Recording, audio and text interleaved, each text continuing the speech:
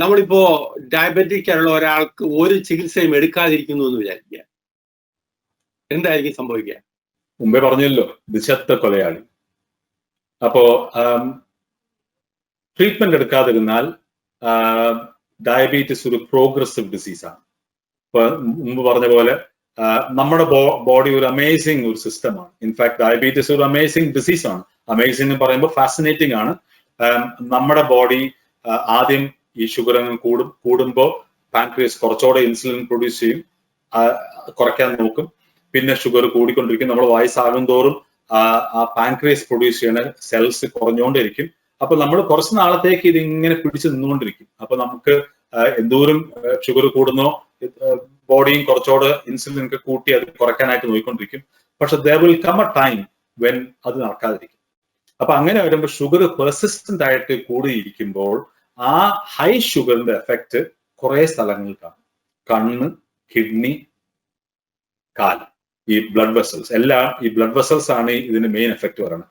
ഈ 3 സ്ഥലത്തുമാണ് നമ്മൾ ഓബ്വിയസ് ആയിട്ട് കാണാൻ പോണത്. അതല്ലാതെ ഹാർട്ട്, സ്ട്രോക്സ്, ഇപ്പൊ ഇങ്ങനത്തെ പ്രശ്നങ്ങളൊക്കെ നമുക്ക് ഡയബറ്റീസ് ഉള്ള എല്ലാ പ്രശ്നങ്ങളും വരാനുള്ള ചാൻസുകൾ ഉണ്ട്. എന്ന് വെച്ചാൽ നമുക്കറിയാം, ഇപ്പൊ വിജയ് ചേട്ടൻ അറിയാമായിരിക്കും, എനിക്കറിയാം, കുറെ ആൾക്കാരുണ്ട് പുവർ കൺട്രോൾ ഉള്ളവർക്ക് കോംപ്ലിക്കേഷൻ ഇല്ലാതെയും നല്ല കൺട്രോൾ ഉള്ളവർക്ക് കോംപ്ലിക്കേഷൻ ഉള്ളവരും ഉണ്ട്. പക്ഷെ നമുക്ക് പറ്റുന്നത് നമ്മൾ ചെയ്യാൻ നോക്കണം.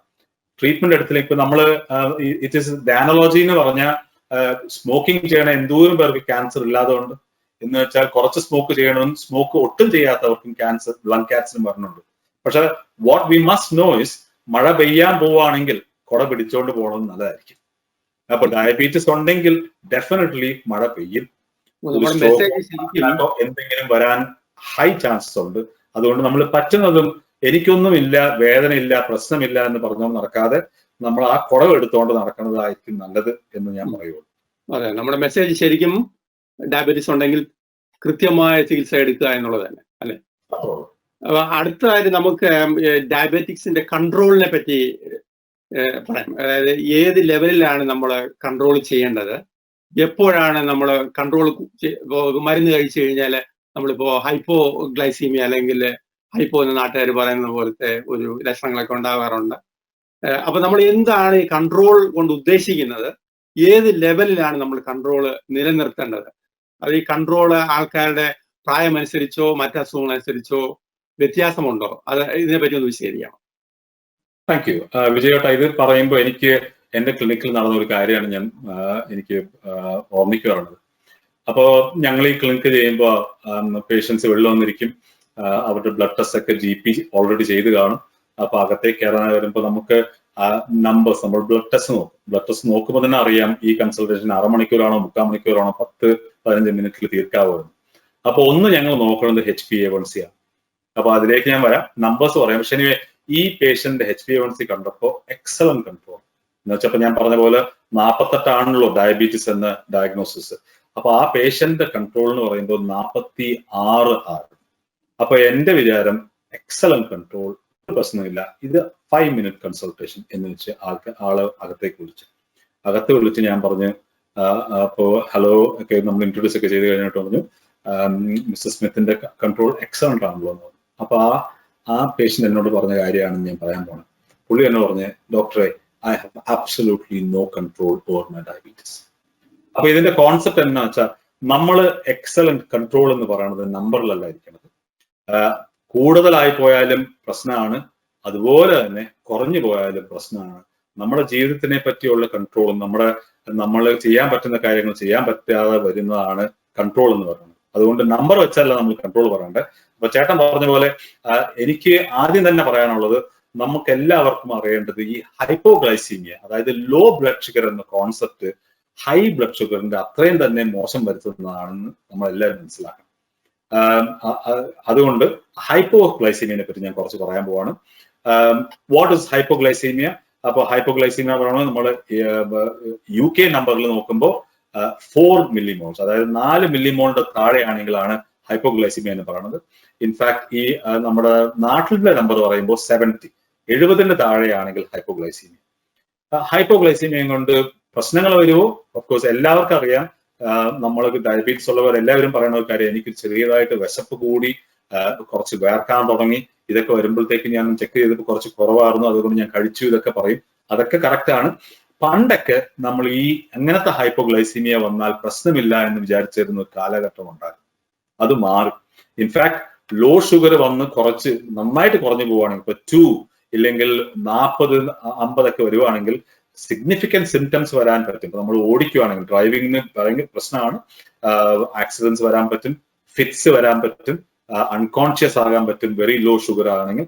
അതൊക്കെ നമുക്ക് എല്ലാവർക്കും അറിയാം, ഡെഫിനറ്റ്ലി അൺഅക്സെപ്റ്റബിൾ ആണ്, അത് നമ്മൾ കെയർഫുൾ ആയിട്ടിരിക്കുന്നത്. പക്ഷെ അതല്ലാതെ ഇപ്പൊ പുതിയ കാര്യങ്ങൾ എന്താണെന്ന് വെച്ചാൽ മൈൽഡ് ഹൈപ്പോസ് എന്ന് വെച്ചാൽ ഈ 3.5 ഇല്ലെങ്കിൽ 60 to 70 ഇല്ലെങ്കിൽ 55 to 70 ആ മില്ലിഗ്രാംസ്, അത്രയും ലോ ആയിട്ടുള്ള ഷുഗേഴ്സ് വലിയ പ്രശ്നങ്ങളൊന്നുമില്ല. പക്ഷെ എന്നാലും ചെറിയ ഒരു മന്ദം തോന്നുന്ന ഒരു ആ ലെവലിലൊക്കെ ഉള്ള സ്ഥലം ഈസ് ഈക്വലി ബാഡ് എന്നൊരു ഫീലിംഗ് ഇപ്പൊ നമുക്ക് കിട്ടിയിട്ടുണ്ട്. Enough evidence to say that a mild hypoglycemia will affect the heart and the brain.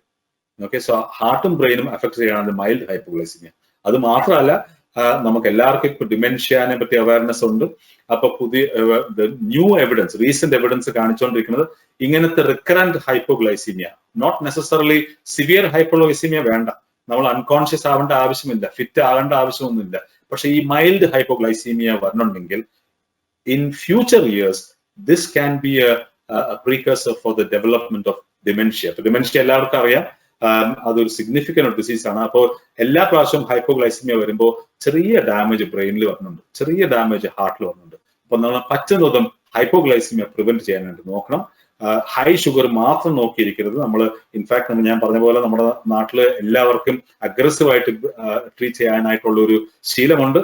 അത് കുറച്ച് റിലാക്സ് ചെയ്യുക, ഹൈപ്പോഗ്ലൈസീമിയ വരാതെ നോക്കണം. Mild hypoglycaemia equally bad. അപ്പോ ഹൈപ്പോഗ്ലൈസീമിയ എന്ന് പറയുന്നത്, അതായത് ഷുഗറിന്റെ അളവ് കുറഞ്ഞിരിക്കുന്നത് എന്ന് പറയുന്നത് ഷുഗറിന്റെ അളവ് കൂടിയിരിക്കുന്നത് പോലെ തന്നെ അപകടകരമാണ്. ചുരുക്കി പറഞ്ഞാൽ ഷുഗറിന്റെ അളവ് ഒരല്പം മുകളിൽ നിർത്തുന്നതാണ് ഹൈപ്പോഗ്ലൈസീമിയ വരുന്നതിനേക്കാൾ നല്ലത് എന്നല്ലേ പറഞ്ഞതിന്റെ ധ്വനി? അപ്പൊ നമ്മൾ പറയാൻ പോവുകയാണെങ്കിൽ, നമ്പേഴ്സ് പറയുവാണെങ്കിൽ നമുക്കിപ്പോ അറിയാമല്ലോ, 70 ആണ് ഹൈപ്പോഗ്ലൈസീമിയ, 125 ആണ് ഡയഗ്നോസിസ്, 200 ആണ് മറ്റേ ആ 11 പറയുന്നത്. പറ്റുവാണെങ്കിൽ നമ്മൾ ആ 80-ഉം 150-ന്റെ നടുവിൽ വെക്കണതായിരുന്നു നല്ലത്. അപ്പൊ ആ മോഡറേറ്റ് ഷുഗേഴ്സ് ഇപ്പൊ കൂടുതലായിട്ട് കുറയ്ക്കേണ്ട ആവശ്യമില്ല, ജസ്റ്റ് കീപ്പ്. അപ്പൊ ഞങ്ങൾ പറയണത് ഇപ്പോ ഇൻഫാക്ട് അപ് ടു 180 മില്ലിഗ്രാംസിന് താഴെ വെക്കുവാണെങ്കിൽ the sugar is enough. Especially നമ്മൾ വന്നിട്ട് വർഷക്കണക്കായിട്ട് ഡയബറ്റീസ് ഉണ്ടെങ്കിൽ നമ്മൾ അതാണ് നോക്കേണ്ടത്. അഗ്രസീവ് കൺട്രോൾ ഓഫ് ഡയബറ്റീസ് നമ്മൾ ഒന്ന് നോക്കി ചെയ്യണം. പക്ഷെ സം പീപ്പിൾ, അതായത് ചില പേഷ്യൻസ് നമുക്ക് അതിന്റെ അത്യാവശ്യമുണ്ട്. ദ വാസ്റ്റ് മെജോറിറ്റി ഓഫ് പേഷ്യൻസിന് നമ്മൾ അത് ബിറ്റ്വീൻ 125 and 180 നടുവിൽ വെക്കുകയാണെങ്കിൽ absolutely enough and more than enough. In fact ഏതെങ്കിലും പ്രത്യേകതരം ആളുകൾക്ക് ഇതിന് കൂടുതൽ സസെപ്റ്റബിൾ ആയിട്ടുണ്ടോ? ഇത് പ്രായം കൂടിയവരോ? അപ്പൊ നമ്മൾ കൺട്രോൾ എന്ന് പറഞ്ഞ കാര്യം ഞാൻ പറഞ്ഞുകൊണ്ടിരിക്കുമ്പോൾ നമ്മൾ ഡെഫിനറ്റ്ലി ഓർക്കേണ്ടത് വന്നിട്ട് ഈ ടാർഗറ്റ്സ് നമ്മൾ പിന്നെയും ഞാൻ HbA1c ഹൈ ടാർഗറ്റ് വരുമ്പോൾ അതിനെപ്പറ്റി സംസാരിക്കാം. പക്ഷെ ഹൈപ്പോഗ്ലൈസീമിയ ആർക്കാണ് കൂടുതൽ ചാൻസ്? അപ്പോൾ കുറച്ചുകൂടെ വയസ്സായവർക്കും, so definitely above the age of 70 and 75 നമ്മുടെ ഈ അവയർനെസ് കുറയും. അപ്പൊ നമ്മളൊക്കെ ഇപ്പൊ ചെറിയ, ഞാനല്ലാട്ടോ, ചേട്ടനെ പോലെയുള്ള യങ്സ്റ്റേഴ്സിന് ഈ ബ്ലഡ് ഷുഗർ കുറയുമ്പോൾ പെട്ടെന്ന് ആദ്യത്തെ ഫീലിംഗ് നമുക്ക് ഈ ചെറിയതായിട്ട് വേർപ്പ് വരും, പിന്നെ ഒരു മൈൽഡ് ഒരു ഓഡ് ഫീലിംഗ് ഒക്കെ വരും. പക്ഷെ ആ ഫീലിംഗ് ഒക്കെ വരുമ്പോൾ then it's easy to treat. പക്ഷെ നമ്മൾ ഒരു 80 വയസ്സാകുമ്പോൾ ആ സിംറ്റംസ് ഒക്കെ ഒന്ന് കുറയും. ആ സിംറ്റംസ് ഇല്ലാത്തതിന്റെ പ്രശ്നമാണ്. അപ്പൊ നമ്മൾ ആ ബ്ലഡ് ഷുഗർ നന്നായിട്ട് താഴുമ്പോഴാണ് പിന്നെ അതിന്റെ എഫക്റ്റ് അങ്ങ് പറയുന്നത്. ആ ഡേഞ്ചറസ് ലെവലിലേക്ക് പോകാതിരിക്കാനായിട്ടാണ് നമ്മൾ പറയുന്നത് ദ മോർ സസെപ്റ്റബിൾ പീപ്പിൾ എന്ന് പറയുന്നത് എൽഡർലി പീപ്പിൾ, കിഡ്നി ഫെയിലിയർ ഉള്ളവർക്ക്. അപ്പൊ കിഡ്നി ഫെയിലിയർ ഉള്ള ഡയബറ്റീസ് പേഷ്യൻസിന് അവർക്ക് ഹൈപ്പോഗ്ലൈസീമിയ എഫക്റ്റും അത് വരണ ആ സ്പീഡ്, അതായത് പെട്ടെന്ന് ഇപ്പൊ നമ്മൾ പതുക്കെ വരുവാണെങ്കിൽ നമ്മൾ അത് റിലേറ്റ് ചെയ്ത് ട്രീറ്റ് ചെയ്യാൻ പറ്റും.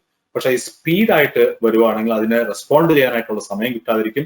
പിന്നെ ചില മരുന്നുകൾ, അപ്പൊ നമ്മൾ കഴിക്കുന്ന മരുന്നുകളുണ്ടല്ലോ, ഇൻസുലിൻ എന്ന മരുന്ന് കഴിക്കുന്ന ആൾക്കാർക്ക് ഹൈപ്പോഗ്ലൈസീമിയ വരാൻ കൂടുതൽ ചാൻസ് ഉണ്ട്. അതുപോലെ തന്നെ ക്ലിക്ലസൈഡ്, ഗ്ലിമിപ്രാഡ്, ഇപ്പൊ ഇതിനെപ്പറ്റി നമ്മൾ പിന്നെ സംസാരിക്കാം. പക്ഷെ സൾഫനാൽയൂറിയ എന്ന ഗ്രൂപ്പ് ഓഫ് മെഡിക്കേഷൻസ് കഴിക്കുന്ന ആൾക്കാർക്കും ഹൈപ്പോഗ്ലൈസിമിയ വരാൻ ചാൻസ് ഉണ്ട്. അപ്പൊ എന്നോട് ചോദിച്ചാൽ 3 തരം ആൾക്കാർക്കാണ് സസെപ്റ്റബിലിറ്റി. ഒന്ന് മരുന്നിന്റെ അടിസ്ഥാനത്തിൽ ഇൻസുലിൻ, സൾഫനാൽയൂരിയാസ്, ഗ്ലിമിപ്രാഡ്, ഗ്ലിക്ലസൈഡ്. പിന്നെ കിഡ്നി ഫെയിലിയർ. ആൻഡ് മൂന്നാമത്തത് age. The older age group ഉള്ള ആൾക്കാർക്ക് ഹൈപ്പോഗ്ലൈസിമിയ വരാനായിട്ട് ചാൻസ് കൂടുതലാണ്. അതിന്റെ എഫക്റ്റ് കൂടുതലായിരിക്കും. കിഡ്നി ഫെയിലിയർ ഉള്ളവർക്ക് എന്തുകൊണ്ടാണ് ഈ മരുന്ന് ശരീരത്തിൽ കൂടുതൽ നിൽക്കുന്നതുകൊണ്ടാണ്? അതൊരു കാരണമാണ്. ഡെഫിനറ്റ്ലി നമ്മൾ കഴിക്കുന്ന മരുന്ന് കുറെ നാളും കൂടെ അവിടെ ഇരിക്കുന്നത് കൊണ്ട് അതിന്റെ എഫക്ട് ലോങ് ആയിരിക്കും. ആൻഡ് അവയർനെസ്സും കുറയും. ഇപ്പോൾ കിഡ്നി ഫെയിലിയർ ഉള്ളവർക്ക് ബ്രെയിനിലും ഡാമേജ് കുറച്ച് കാണും. അപ്പൊ അതിന്റെ നമുക്ക് നമ്മൾ ഇത് റിയാക്ട് ചെയ്യുന്നത് ആ സിംറ്റംസ് വെച്ചാണ്. സിംറ്റംസ് ഇല്ലാത്തവർക്ക് ബ്ലഡ് ഷുഗർ നന്നായിട്ട് താഴെ പോകുമ്പോഴാണ് അതിന്റെ എഫക്ട് വരാൻ പോണേ. അപ്പൊ അതിന്റെ ഒരു ആഡഡ് അൺഫോർച്ചുനേറ്റ് എഫക്റ്റും ഉണ്ടായിരിക്കും. ഹൈപ്പോ വരാതിരിക്കാൻ അല്ലെങ്കിൽ വന്നു കഴിഞ്ഞാൽ നമ്മൾ അതിനെ എങ്ങനെയാണ് ഡീൽ ചെയ്യേണ്ടത്? നല്ല ക്വസ്റ്റ്യൻ ചേട്ടാ. അപ്പൊ ഞാൻ തന്നെ ചേട്ടനോട് ചോദിക്കുകയാണെങ്കിൽ ഞാൻ വിചാരിക്കാം, ഞാൻ ഇത് കേട്ടിട്ടുണ്ട്. എസ്പെഷ്യലി ഞാനിപ്പോ നാട്ടിലൊക്കെ ആൾക്കാരോട് വർത്താനം പറയുമ്പോൾ എല്ലാവർക്കും അറിയുന്ന കാര്യം ആണെങ്കിലും എല്ലാവരുടെയും കാറിൽ ഒരു ചോക്ലേറ്റ് ബാർ ഉണ്ടായിരിക്കും. അപ്പൊ അത് കഴിക്കും. അപ്പൊ ഞാൻ വീട്ടിലാണെങ്കിലും ഞാനിത് ചോക്ലേറ്റ് കഴിച്ചു എനിക്ക് ഹൈപ്പോ അടിക്കുവാണ് പറഞ്ഞത്. അപ്പൊ ഞാൻ ആദ്യമായിട്ട് പറയാനുള്ളത് ഇത്രേ ഉള്ളൂ. ഏതൊരു സാധനവും നമ്മൾ അതിന്റെ കോട്ടിങ്ങിൽ ഫാറ്റ് ഉണ്ടെങ്കിൽ അബ്സോർപ്ഷൻ ഓഫ് ഷുഗർ പൂർ ആയിരിക്കും. എന്ന് വെച്ചാൽ ആദ്യത്തെ ചോക്ലേറ്റ് ആണ് ട്രീറ്റ്മെന്റ് എങ്കിൽ ആദ്യത്തെ ചോക്ലേറ്റ് കഴിച്ചിട്ട് ഒന്നും ആവില്ല. രണ്ടാമത്തെ ചോക്ലേറ്റ്, മൂന്നാമത്തെ ചോക്ലേറ്റ് കഴിക്കുമ്പോഴായിരിക്കും അതിന്റെ എഫക്റ്റ് വരണത്. അപ്പൊ അതിന്റെ അർത്ഥം എന്താണെന്ന് വെച്ചാൽ ആദ്യത്തെ ചോക്ലേറ്റ് കഴിച്ചതിന്റെ എഫക്റ്റ് ആണ് ഈ മൂന്നാമത്തെ ചോക്ലേറ്റ് കഴിക്കുമ്പോൾ വരണം. അത് കഴിഞ്ഞ് അതിന്റെ അൺഫോർച്ചുനേറ്റ് എഫക്റ്റ് എന്ന് പറയുമ്പോൾ ഈ 3 ചോക്ലേറ്റിന്റെയും ബ്ലഡ് ഷുഗർ പിന്നെ ബോഡിയിൽ കാണും. അപ്പൊ ഞാൻ പറഞ്ഞു വന്നതെന്ന് വെച്ചാൽ നമ്മൾ ഹൈപ്പോ ട്രീറ്റ് ചെയ്യണമെങ്കിൽ ഫാസ്റ്റ് ആയിട്ട് ഷുഗർ കൂട്ടുന്ന എന്തെങ്കിലും വേണം. ജ്യൂസ്, ഓറഞ്ച് ജ്യൂസ് ഒരു എക്സലന്റ് എന്താണ്, 100 ml മതി കിട്ടും. ഒരു ഗ്ലാസ് മുഴുവനും കുടിക്കേണ്ട ആവശ്യമില്ല. 100 ml of orange juice full sugar juice ആയിരിക്കണം. അതല്ലെങ്കിൽ നമുക്ക് ഫുൾ ഫാറ്റ് കോക്ക്, സാധാരണ ഡയറ്റ് കോക്ക് അല്ല, പക്ഷെ ചെറിയ ക്യാൻ കോക്ക് കിട്ടും. ഈ 2 കാര്യങ്ങൾ. അപ്പൊ ജ്യൂസ് മതി. അപ്പൊ നമുക്ക് ഇല്ലെങ്കിൽ ചെറിയ സ്വീറ്റ് ടാബ്ലറ്റ്സ്. നമ്മൾ ഇവിടുത്തെ ആൾക്കാർക്ക് ജെല്ലി ബേബി എന്ന് പറഞ്ഞ ഒരു കാര്യമാണ്. ഇപ്പൊ ഞങ്ങൾ പറയുന്നത് 5 ജെല്ലി ബേബിയാണ് പറയുന്നത്. പിന്നെ ഡോക്ടേഴ്സ് കൊടുക്കുന്ന കാര്യങ്ങൾ ഗ്ലൂക്കോ ടാബ്ലറ്റ്സ്, ഗ്ലൂക്കോ ജ്യൂസ് എന്ന് പറഞ്ഞ സാധനങ്ങളൊക്കെ കിട്ടും. പക്ഷെ ബേസിക്കലി എന്തെങ്കിലും ഫാസ്റ്റ് ആയിട്ട് കൂട്ടുന്ന സാധനമാണ് കഴിക്കേണ്ടത്. ഫാറ്റ് ഉള്ള ഒരു കാര്യവും കഴിച്ചാൽ അത് പെട്ടെന്ന് കൂട്ടൂല. അതുകൊണ്ട് നമ്മൾ ഓർത്തിരിക്കണം, ഫാസ്റ്റ് ആയിട്ട് കൂട്ടുന്ന ഹൈ ഗ്ലൈസിമിക് ഇൻഡെക്സ് ഉള്ള ഫുഡ് സ്റ്റഫാണ് കഴിക്കുന്നത്. പിന്നെ ഓർത്തിരിക്കേണ്ടത്, അത് കഴിച്ചു കഴിഞ്ഞിട്ട് പിന്നെയും ഹൈപ്പോഗ്ലൈസിമിയ വരാനുള്ള ചാൻസ് ഉണ്ട്. അതുകൊണ്ട് നമ്മൾ അത് കഴിച്ചു കഴിയുമ്പോഴത്തേക്കും ബ്ലഡ് ഷുഗർ കുറച്ച് കൂടും. പക്ഷെ താഴെ പോകാൻ ചാൻസ് ഉള്ളതുകൊണ്ട് എന്തെങ്കിലും ഒന്ന് കഴിക്കണം. 2 ബിസ്ക്കറ്റോ ഒരു സാൻഡ്വിച്ചോ കുറച്ച് ചോറോ എന്തെങ്കിലും ഒന്ന് കഴിച്ചാൽ അത് തിരിച്ചും താഴോട്ട് പോകാതിരിക്കാനായിട്ടും ഹെൽപ്പ് ചെയ്യും. ഈ 2 കാര്യങ്ങളാണ് നമ്മൾ ചെയ്യേണ്ടത്. ചുരുക്കി പറഞ്ഞാൽ ചോക്ലേറ്റ് കഴിച്ചാല് അബ്സോർപ്ഷന്റെ റേറ്റ് വളരെ കുറവായിരിക്കും എന്നർത്ഥം അല്ലെ? തടി വയ്ക്കും മാത്രമേ ഉള്ളൂ. ഈ ഇപ്പോ ഗ്ലൈസീമിക് ഇൻഡെക്സിനെ പറ്റി പറഞ്ഞത്, നമ്മളിപ്പോ പല ഫുഡിന്റെ പാക്കറ്റ്സിലും അവർ ഗ്ലൈസീമിക് ഇൻഡെക്സിനെ പറ്റി പറയുന്നുണ്ട്. നമ്മുടെ പ്രേക്ഷകരുടെ അറിവിലേക്കായിട്ട് എന്താണ് ഗ്ലൈസീമിക് ഇൻഡെക്സ്, എന്താണ് ഡയബറ്റിക്സിൽ നമ്മൾ ശ്രദ്ധിക്കേണ്ടത് എന്നൊന്ന് വിശദീകരിക്കണം.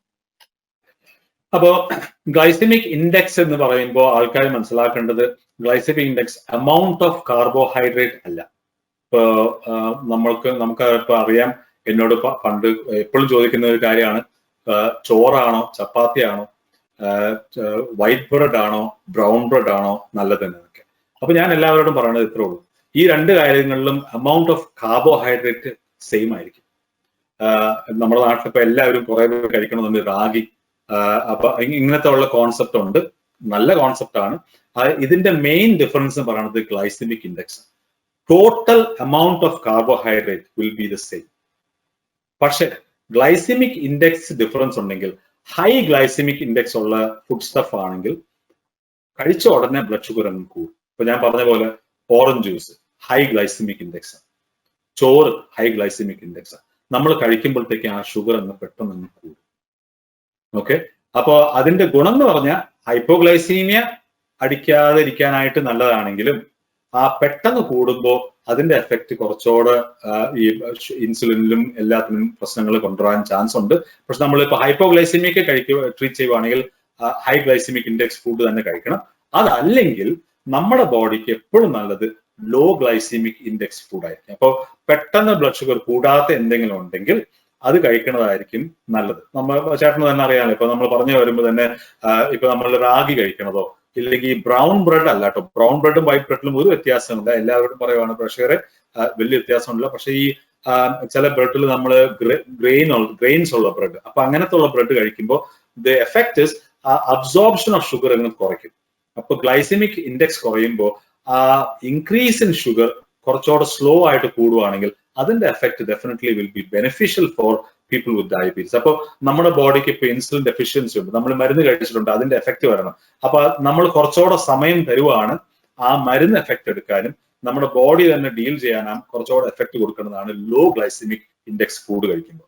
ഹൈ ഗ്ലൈസമിക് ഇൻഡെക്സ് ഫുഡ് കഴിക്കുമ്പോൾ ആ ഷുഗർ അങ്ങ് കൂടുമ്പോഴത്തേക്കും പിന്നെ അത് തിരിച്ചു കൊണ്ടുവരാനായിട്ട് കുറച്ചുകൂടെ സമയം എടുക്കും. അപ്പൊ അതാണ് നമ്മൾ ചെയ്യാൻ നോക്കുന്നത് നമ്മളെല്ലാവരും. അപ്പൊ അത് ചെയ്യുമ്പോൾ അതിന്റെ ബെനിഫിറ്റ് എന്താണെന്ന് വെച്ചാൽ നമ്മൾ തിങ്ക് ചെയ്യുവാണെങ്കിൽ ഇപ്പൊ കഴിച്ചിട്ട് ഞാൻ നടക്കാൻ പോവാണ്, ഓക്കെ, സോ അപ്പൊ ഹൈ ഗ്ലൈസമിക് ഇൻഡെക്സ് ഉള്ള ഫുഡ് കഴിക്കുവാണെങ്കിൽ ഷുഗർ അങ്ങ് അടിച്ചു ഇനി ഹൈ ആയിട്ടായിരിക്കണം. പക്ഷെ ലോ ഗ്ലൈസമിക് ഇൻഡെക്സ് ആണെങ്കിൽ നമ്മൾ പതുക്കെ അതങ്ങ് കൂടി വരുമ്പോഴത്തേക്കും കഴിച്ചു കഴിഞ്ഞ് പിന്നെ നമ്മൾ നടന്നു വരുമ്പോഴത്തേക്കും ആ effect combination of the two will help ആ ബ്ലഡ് ഷുഗർ കൂടുതലാവാതെ അത് കുറയാനായിട്ടുള്ള കുറച്ചുകൂടെ ചാൻസ് നമ്മൾ കുറയ്ക്കുന്നുണ്ടെന്ന് മാത്രമേ ഉള്ളൂ ലോ ഗ്ലൈസമിക് ഇൻഡെക്സ് ഫുഡ് കഴിക്കുമ്പോൾ. പക്ഷെ ഞാൻ പറയാനുള്ള ഇത് വേറെ ഒരു എഫക്ട് ഉണ്ട്, ഒരു മെയിൻ പോയിന്റ് ഉണ്ട്. ഹൈ ഗ്ലൈസമിക് ഇൻഡെക്സോ ലോ ഗ്ലൈസമിക് ഇൻഡെക്സോ amount ഓഫ് കാർബോഹൈഡ്രേറ്റ് സെയിം ആയിരിക്കും. അത് നമ്മൾ വെയിറ്റ് കുറയാൻ പോകുന്നില്ല, amount ഓഫ് ഈ ഷുഗർ കൂടുന്ന ലെവലും സ്പീഡ് കൂടുന്നതും മാത്രമാണ് കുറയ്ക്കാൻ പോണേ. നമ്മൾ വെയിറ്റ് കുറയ്ക്കുവാണെങ്കിൽ ഇതല്ല കേട്ടോ നോക്കേണ്ടത്, നമ്മൾ വന്നിട്ട് ക്വാണ്ടിറ്റിയും കാലറിക് ഇൻടേക്കും ടോട്ടൽ amount ഓഫ് കാർബോഹൈഡ്രേറ്റിനാണ് നോക്കേണ്ടത്. പൊതുവെ പറഞ്ഞാല് ഡയബറ്റിക് പേഷ്യൻസിന് ലോ ഗ്ലൈസിമിക് ഇൻഡെക്സ് ഉള്ള ഫുഡ് ആണ് നല്ലത്, അഭികാമ്യം. ഹൈപ്പോഗ്ലൈസീമിയ അല്ലെങ്കിൽ ഷുഗർ പെട്ടെന്ന് താഴുമ്പോൾ നമ്മളൊരു ഹൈ ഗ്ലൈസിമിക് ഇൻഡെക്സ് ഉള്ള ഫുഡ് എടുക്കുന്നതായിരിക്കും ഉത്തമം, അല്ലെ? ഒരു കാര്യം കൂടി ചോദിച്ച് നമുക്ക് ഇന്നത്തെ സെഷൻ നമുക്ക് അവസാനിപ്പിക്കാം. ഈ നമ്മൾ HbA1cയുടെ ടാർഗറ്റ് നമ്മൾ നിശ്ചയിക്കുമ്പോൾ പ്രായമനുസരിച്ച് ചില വ്യത്യാസങ്ങൾ ഉണ്ടാക്കാറുണ്ടെന്ന് പറയാറുണ്ട്. അത് എല്ലാത്തരം ആൾക്കാരുടെയും അറിവിലേക്കായിട്ട് ആ ടാർഗറ്റ് എന്തായിരിക്കണം നമ്മൾ ചികിത്സിക്കുമ്പോൾ, ഡയബറ്റീസിന് ചികിത്സിക്കുമ്പോൾ നമ്മൾ അച്ചീവ് ചെയ്യേണ്ട ലെവൽ, നമ്മൾ ലഭിക്കേണ്ട അല്ലെങ്കിൽ മെയിൻറ്റെയിൻ ചെയ്യേണ്ട ഒരു HbA1c ലെവലിനെ പറ്റി കൂടെ പറഞ്ഞ് നമുക്ക് ഇന്നത്തെ സെഷൻ അവസാനിക്കും. താങ്ക്സ് വിജയ് ചേട്ടാ. അത് എല്ലാവർക്കും അറിയാനായിട്ട് ഞാനൊരു കാര്യം, നമ്മൾ ഇതിനെപ്പറ്റി സംസാരിക്കുന്നത് അത്യാവശ്യമാണ്. ബിക്കോസ് ഇപ്പോ എല്ലാവർക്കും അറിയാം, നമ്മൾ അടുത്ത പ്രാവശ്യം സംസാരിക്കുമ്പോൾ HbA1c എങ്ങനെയാണ് താഴെ കൊണ്ടുവരണമെന്ന് നമുക്ക് പറയാം. അപ്പൊ ഞാൻ പറഞ്ഞ പോലെ HbA1c ഓഫ് 48 or 6.5% ആണ് അതിന്റെ മുകളിൽ വരുമ്പോഴാണ് ഡയബറ്റീസ് എന്ന് പറയുന്നത്. അപ്പോൾ എവിഡൻസ് നോക്കുവാണെങ്കിൽ 7% or 6.5 or 7% മുകളിൽ HbA1c ഉണ്ടെങ്കിൽ കോംപ്ലിക്കേഷൻസ് ഹൈ ആണ്. അപ്പോ എല്ലാവർക്കും പറ്റുന്നതും ഇൻഫാക്ട് ആ HbA1c ഡൗൺ ടു 7% or 6.5% കൊണ്ടുവരാൻ നോക്കും. പക്ഷെ ഒരു 10 വർഷം മുമ്പ് UKPDS എന്നൊരു വലിയ സ്റ്റഡി വന്നു. ആ UKPDS എന്ന സ്റ്റഡി ടൈപ്പ് 2 ഡയബറ്റീസ് ആൾക്കാരെയാണ് നോക്കിക്കൊണ്ടിരുന്നത്. അതിൽ നോക്കിയപ്പോൾ അതിലുള്ള കണ്ടുപിടുത്തം എന്ന് പറഞ്ഞാൽ ഈ 7% HbA1c കൊണ്ടുവന്നത് ആദ്യത്തെ 10 വർഷം, ഡയബറ്റീസിന്റെ ആദ്യത്തെ 10 വർഷത്തിൽ ചെയ്യണം. അപ്പോ നമ്മളിപ്പോ വിചാരിക്കുകയാണെങ്കിൽ ഇന്ന് കഴിഞ്ഞ 5 വർഷമായിട്ട് ഡയബറ്റീസ് ഉള്ളവർക്ക് എന്താണ് ടാർഗറ്റ് എന്ന് ചോദിച്ചാൽ അബ്സല്യൂട്ട്ലി 6.5 to 7%. പക്ഷെ ആ സ്റ്റഡിയിൽ കണ്ടുപിടിച്ചതെന്ന് വെച്ചാൽ ഇപ്പൊ ഞങ്ങൾ ഹോസ്പിറ്റലിൽ കാണുന്ന കുറെ ആൾക്കാരും 15 വർഷം 20 വർഷം ഡയബറ്റീസ് ഉണ്ട്, പിന്നെ കണ്ണിന്റെ കോംപ്ലിക്കേഷൻ, കിഡ്നി കോംപ്ലിക്കേഷൻ, ഇങ്ങനത്തെ കോംപ്ലിക്കേഷൻസ് ഒക്കെ വന്ന് 70 വയസ്സാകുമ്പോഴത്തേക്ക് എന്റെ കയ്യിലേക്ക് വന്ന് തന്ന് ഡയബറ്റീസ് കൺട്രോൾ ടൈറ്റൻ ചെയ്യണമെന്ന് പറയുമ്പോൾ what it came out was അത്രയും years of duration of diabetes more than 10 years ആണെങ്കിൽ HbA1c does not have to be 6.5 or 7%. അപ്പൊ എല്ലാവർക്കും മനസ്സിലാക്കണം, 10 വർഷം ഡയബറ്റീസിന്റെ മുകളിലുണ്ടെങ്കിൽ then HbA1c 7.5% വരയ്ക്കും കൊണ്ടുവന്നാൽ മതി. And that's A very important thing. അപ്പൊ ഞാൻ മുമ്പ് പറഞ്ഞ പോലെ HbA1c ടാർഗറ്റ് എന്ന് പറയുമ്പോൾ മിക്കവാറും ആൾക്കാർക്കും within the first 10 years of diabetes 6.5 to 7% കൊണ്ടുവരും. പക്ഷെ if you have diabetes for more than 10% or 10 years, if you've had diabetes for more than 10 years, then definitely it is enough to get the HbA1c to up to 7.5%. അപ്പോൾ the important thing is 7.5% without hypoglycemia. അപ്പോൾ ഈ രണ്ട് ഇതിലും hypoglycaemia ഇല്ലാതെ 6.5 to 7% in the first 10 years of diabetes. അപ്പൊ നമ്മൾ ആദ്യത്തെ 10 വർഷം, അപ്പൊ എല്ലാവരും അറിഞ്ഞിരിക്കേണ്ടത്, ഞാൻ പിന്നെ ശരിയായിക്കോളാൻ വിചാരിച്ചുകൊണ്ടിരിക്കുന്നത് ഈ 10 വർഷം ഓഫ് ഡയബറ്റീസ്, ആദ്യത്തെ 10 വർഷം ഓഫ് ഡയബറ്റീസ് നമ്മൾ എത്രയും ടൈറ്റ് കൺട്രോൾ ചെയ്യാൻ പറ്റുമോ അതാണ് അതിന്റെ എഫക്റ്റ്. ആ ആദ്യത്തെ 10 വർഷം ചെയ്താൽ അടുത്ത 10 വർഷം അതിന്റെ എഫക്റ്റ് കാണും. അപ്പൊ അതിനെ ലെഗസി എഫക്റ്റ് എന്ന് പറയും. ആദ്യത്തെ 10 വർഷം ഗുഡ് കൺട്രോൾ ഉണ്ടെങ്കിൽ അടുത്ത 10 വർഷം എക്സലന്റ് ആയിട്ട് നമുക്ക് കോംപ്ലിക്കേഷൻസ് പ്രിവെന്റ് ചെയ്യാം. അതുപോലെ തന്നെ 10 വർഷം കഴിഞ്ഞാൽ നമ്മൾ ഇത്രയും ടൈറ്റ് ചെയ്യേണ്ട ആവശ്യമില്ല. HbA1c 7.5% കൊണ്ടുവന്നാൽ മതി. അതുപോലെ നമ്പർ എത്രയാണ്? അപ്പൊ ഞാൻ നമ്മുടെ ആൾക്കാരോട് ശരിക്കും പറയുന്നത് 50ഉം 60ആണ്. 48ഉം 50ആണ് അതിനേക്കാളും നല്ലത്. ഈസി ആയിട്ട് തിങ്ക് ചെയ്യാനായിട്ട് 50 is equivalent to about 6.5%. So 50 ഓർത്തിരുന്നാൽ മതി. അതുപോലെ തന്നെ 60. അപ്പൊ 60 ലെവൽ 50 HbA1c. അപ്പൊ ഞാൻ മറ്റേത് പറഞ്ഞ 6.5 and 7.5% ആണ് പറഞ്ഞത്. അപ്പൊ നമ്മുടെ ഔട്ട്സൈഡ് UK ഉള്ളവർക്ക് അത് മനസ്സിലാവും. 6.5 ആണ് എല്ലാവർക്കും വേണം. 6.5 to 7% HbA1c. And if more than 10 years ആണെങ്കിൽ 7.5% HbA1c. നമ്മുടെ UK നമ്പറിൽ 50 for everyone in the first 10 years, 60 after 10 years. അതുപോലെ തന്നെ ഞാൻ പണ്ട് ആദ്യം പറഞ്ഞ പോലെ ഈ കൺട്രോൾ എന്ന ഒരു കോൺസെപ്റ്റ് ഇത് എല്ലാവർക്കും അല്ല. ഈ നമ്പർ ഞാൻ പറഞ്ഞത് less than 70 years of age, very healthy, കൂടുതൽ കോംപ്ലിക്കേഷൻസ് ഇല്ലാത്ത ആൾക്കാർക്കാണ് ഇത്. 80 വയസ്സായ ഒരു പേഷ്യന്റ് കുറെ ഹാർട്ട് അറ്റാക്ക്, സ്ട്രോക്ക് ഇങ്ങനത്തെ കോംപ്ലിക്കേഷൻസ് ഒക്കെ ഉണ്ടെങ്കിൽ കോമോർബിഡിറ്റീസ് എന്ന് പറയുന്ന കോൺസെപ്റ്റ് ഉണ്ടല്ലോ, ഇപ്പൊ കുറെ പ്രശ്നങ്ങൾ ഉണ്ടെങ്കിൽ അവർക്ക് HbA1c ടാർഗറ്റ് 7.5 or 60 വരയ്ക്കും ഞങ്ങൾ ഇപ്പൊ നോക്കുന്നില്ല. അപ്പൊ അതൊക്കെ നമ്മൾ ആ ഗോൾ പോസ്റ്റ് മാറിക്കൊണ്ടിരിക്കുകയാണ്. സോ ഹെൽത്തി ഇൻഡിവിജ്വൽ, ഏത് വയസ്സാണ് എത്ര വയസ്സാണെങ്കിലും ഹെൽത്തി ഇൻഡിവിജ്വൽസിന് definitely first 10 years of diabetes 6.5 to 7%, ഇല്ലെങ്കിൽ 50 millimoles. After 10 years 7.5 or 60 millimoles. വയസ്സാകും തോറും മൾട്ടിപ്പിൾ കോമോർബിഡിറ്റീസ് വരുവാണെങ്കിൽ അതിന് കുറച്ചുകൂടെ ഞങ്ങൾ റിലാക്സ് ചെയ്യും. HbA1c അപ് ടിൽ 70 millimoles ഇല്ലെങ്കിൽ 8.5% വരയ്ക്കും നമുക്ക് അലൗഡ് ആണ്. അപ്പൊ ഇതിന്റെ 80 വയസ്സ് വരെയുള്ള മറ്റ് അസുഖങ്ങളുള്ളവർക്ക്, അതായത് ബ്ലഡ് പ്രഷർ, കിഡ്നി അസുഖങ്ങൾ, സ്ട്രോക്ക് തുടങ്ങിയ അസുഖങ്ങളുള്ളവർക്ക് HbA1cയുടെ ലെവൽ അല്പം കൂടി ഉയർന്നു നിന്നാലും കുഴപ്പമില്ല എന്നർത്ഥം അല്ലെ? കുഴപ്പമില്ല മാത്രം തന്നെയല്ല. അപ്പൊ ഞാൻ മുമ്പ് പറഞ്ഞ പോലെ ഹൈപ്പോഗ്ലൈസീമിയന്റെ damage will be more than the ഈ ഹൈ ഷുഗറിന്റെ ഡാമേജ് വരുന്നതിനേക്കാളും കൂടുതൽ പ്രശ്നമായിരിക്കും ഹൈപ്പോഗ്ലൈസീമിയന്റെ ഡാമേജസ്. ആൻഡ് ഇൻഫാക്ട് അതുകൊണ്ട് ആണ് ഇപ്പൊ ഞങ്ങൾ ആ റിലാക്സേഷൻ ചെയ്യണത്. അപ്പൊ പറ്റുവാണെങ്കിൽ നമ്മൾ ആ കോൺസെപ്റ്റ്, അതായത് കൺട്രോൾ എന്നും ഞാൻ മുമ്പ് പറഞ്ഞ പോലെ കൺട്രോൾ എന്ന് പറയുന്നത് നമ്പർ അല്ല, നമ്മൾ എങ്ങനെ ഫീൽ ചെയ്യുന്നു. നമുക്ക് ആ കോംപ്ലിക്കേഷൻസ്, ഹൈ ഷുഗറും ലോ ഷുഗറും രണ്ടിനും കോംപ്ലിക്കേഷൻസ് ഉണ്ട്. അപ്പൊ അതിന്റെ ഓപ്റ്റിമൽ കൺട്രോൾ എന്ന് നമ്മൾ വയസ്സ് നോക്കണം, കോമോർബിഡിറ്റീസ് വേറെ എന്തൊക്കെ അസുഖങ്ങളുണ്ടെന്ന് നോക്കണം, ആൻഡ് ഡ്യൂറേഷൻ ഓഫ് ഡയബറ്റീസ് 10 വർഷമാണോ 10 വർഷത്തിന് മുകളിലുണ്ടോ എന്ന് നോക്കിയിട്ടാണ് പിന്നെ നമ്മൾ ചെയ്യേണ്ടത്. അപ്പോൾ ഞാൻ പറഞ്ഞ പോലെ ആ നമ്പേഴ്സ് ഓർത്തിരിക്കുന്നത് നല്ലതായിരിക്കും. Thank you very much. നമുക്ക് ഇന്നത്തെ പ്രോഗ്രാം ഇന്ന് ഇവിടെ വെച്ച് അവസാനിപ്പിക്കാം. ഇതിന്റെ ബാക്കി അടുത്ത പ്രോഗ്രാമിൽ കാണാം. Okay, thank you very much for your time.